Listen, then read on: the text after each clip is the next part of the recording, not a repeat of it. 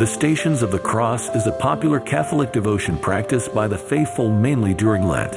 Also known as Viacrucis, the Stations of the Cross is a mini-spiritual pilgrimage through the path of agony Jesus had tread on his final journey to Mount Calvary. The stations are meant to help Christians to renew their spiritual lives through the contemplation of the Passion of Christ.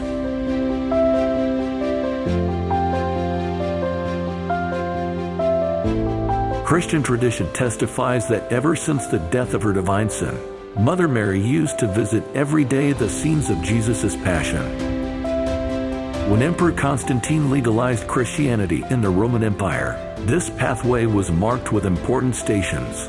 In 4th century, a nun named Egeria, who visited the Holy Land, had testified about a procession on Holy Thursday from the Garden of Gethsemane to the Church of the Holy Sepulchre. When the Franciscans were appointed as guardians of the shrines of the Holy Land in 1342, the faithful who prayed at prominent stations were granted indulgences. It was an English pilgrim called William Way who coined the term stations during his visit to the Holy Land in 1462.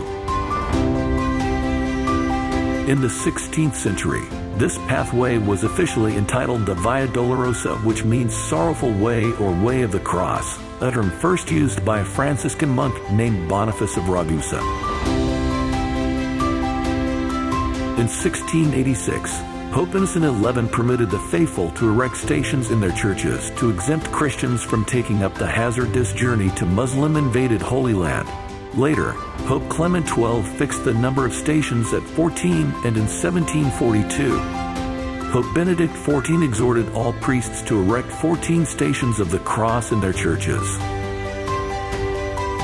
Although the number of stations is officially limited to 14, considering the intrinsic connection with Jesus' passion, death, and resurrection, many booklets include 15th Station, which commemorates the resurrection of our Lord.